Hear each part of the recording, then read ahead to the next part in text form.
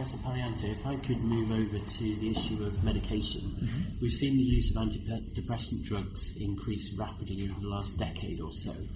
Firstly, could you explain to us what you feel the evidence is for their effective use? Is that increase in use justified? It is. If you look at the prescription numbers in England, they doubled in about the last 10 years.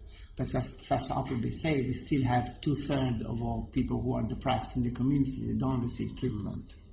So I think the increase in prescription, the kind of interpretation that we have is that it's following the fact that more people are aware of depression, more people seek help, more people are prepared to receive help, more doctors are prepared to prescribe, and so we see this as a positive development. The key things in the treatment of depression is that only people who need antidepressant needs to receive antidepressant.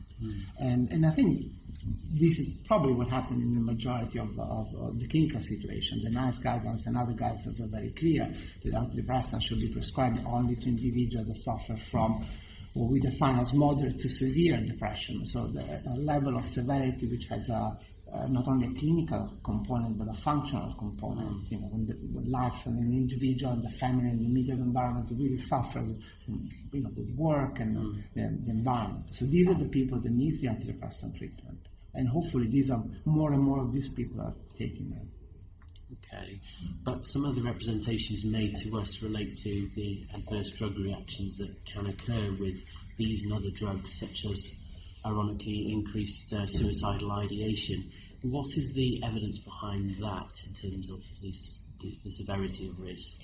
So if I may just give a 1-minute background on the kind of names and terminology that we use, because I think it's quite important to separate suicide as death by suicide, of people dying by suicide, as opposed to suicidality, which is a much broader term, which include thoughts of wanting to die or wishes to be dead, or transient impulse to harm themselves, which remains on the impulse or thoughts level, or perhaps manifestation of self-harm, which goes into potentially cutting themselves, or even taking overdoses or medication or excess alcohol intake, which has an element of wanting to harm yourself, and not necessarily a lethal, not only consequence, but potentially lethal intention at the beginning. Now, I like to do this distinction because these two aspects of mental health, although are overlapping, as Professor Appleby said, self-harm behavior in general is a potent risk factor of completed suicide, but they are also distinct. And the epidemiology is distinct. Most people who die by suicide, like I mentioned before, is men, middle age. Most people who commit broader forms of self-harm, like cutting and small overdoses, or experience suicidality as a broader terms, are young women. Some medication work more for one, other medication work more for others, and so on. So there are two overlapping but distinct domains. And I apologize for being a little bit perhaps pedantic in this distinction, but I think it's quite important because both the mental process and potentially the biological process that underpin these two components are, again, overlapping but separate. Having said that, I'll come to the important point. So all the evidence, clear evidence over studies and meta-analysis, or kind of review of studies put together statistically over the last 20 years, confirmed that antidepressant medication decreased the number of suicide, of people dying of suicide.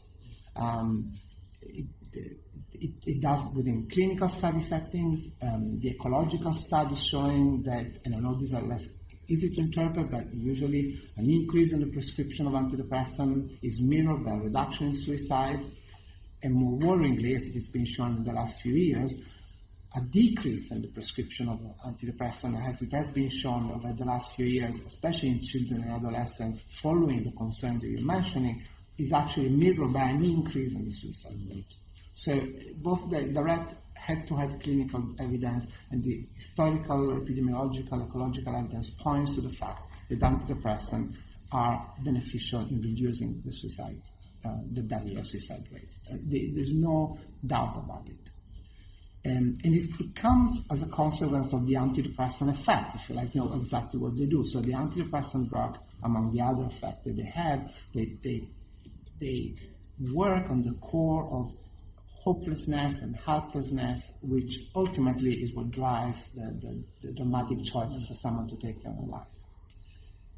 Suicidality is a much broader phenomenon, and is driven probably in most cases by other components. So, for example, anxiety, inner tension, irritability, physical tension, which are, in fact, in susceptible individuals, increased by some antidepressant. So, what you have what the evidence points out is that while the number of people who die by suicide is decreased by antidepressant, there's a small number of individuals who, because of the increased tension and anxiety and irritability the antidepressant medication had, some antidepressant medication had in some predisposed individuals, that this inner tension and irritability and kind of a feeling of jitterness and so on raise the risk of having this impulse or suicide thoughts, or, as I said, act of self-harm which are not lethal. And the children and adolescents are in fact particularly vulnerable to this second component. So there is a real small but real effect of increasing suicidality as a phenomenon, but not an increase in death by suicide. Having said that there is an increase in suicidality as a broader phenomenon, this increase is small overall compared to the benefit that the antidepressants do in the same population. So you need to treat about 100 people to have one person that suffers from an increase in suicidal ideation due to this tension or irritability or anxiety, but you only need to treat 10 people to have one person that improves by depression, that improves in his or her depression. So it's the increase in suicidality is there and needs to be monitored. The individual at particular risk have to be identified potentially when we will know how, sooner rather than later, and monitored, but it should not be something which prevents us to use antidepressant in people who need them, including if children and adolescents who need them, for which obviously the risk benefit is even more important to establish, and perhaps the threshold for prescription should be higher, but there will be individuals with depression that reach a level that will require antidepressant. In your view, are there more studies that need to be carried out to determine which patients are likely to be at greater risk, or further data collection, for instance? Certainly further data collection. There is some evidence, but coming really from small studies, that some individuals are actually genetically more predisposed to develop this broad spectrum of suicidality, and potentially is a genetic that regulates the way the drug is metabolized. I mean, basically, some people in which the drugs accumulate more, they suffer more this side effect, which actually happens with all medication. And so it is possible that a genetic component will help us identify those individuals at particular risk. Larger epidemiological studies in which we'll be able to look at psychological element, psychological risk factor that identifies particular individual, certainly. And also, I guess it's important to understand more about the difference between the behavior and, if you like, also how the brain works in a dysfunctional way in the process leading to taking one's death, the suicide, versus the mental process and the brain process that brings to suicidality, because again these are separate. Mm-hmm. Of course, there are other classes of drugs that have been linked to increased suicidality, aren't there, such as antipsychotics, benzodiazepines, Roaccutane, even high-dose steroids. Do you think that the guidelines available to clinicians are adequate for all of these drugs? So, there is clear, I mean, we know which drugs have this effect.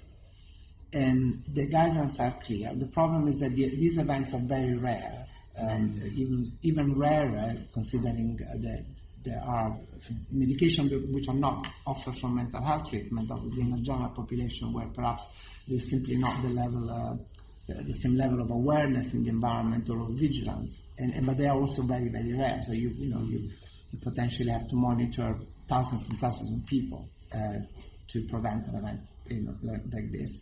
But the guidelines are there, and the doctors know, and in a way similar to the monitoring that you need to do at the beginning of the antidepressant treatment for every patient. I mean, I represent here the British Association for Psychopharmacology, which is the leading expert organization in the UK, kind of giving advice on kind of psychopharmacology aspect of the treatment of psychiatric disorder, mental disorders. And in our guidelines on antidepressant, we recommend follow-up, which as early as 1 week after starting antidepressant, because again we know that there is this increased anxiety, this increased irritability, and in this way we could pick up early signs of people that are particular risk. And I think this applies even more within the kind of broader spectrum of medication, but certainly in a patient taking antidepressant. And as Professor Appleby say, follow-up doesn't mean another visit. It could be a phone contact, it could be a Skype contact, but some kind of reassurance that the medication is not having a negative effect from that point of view.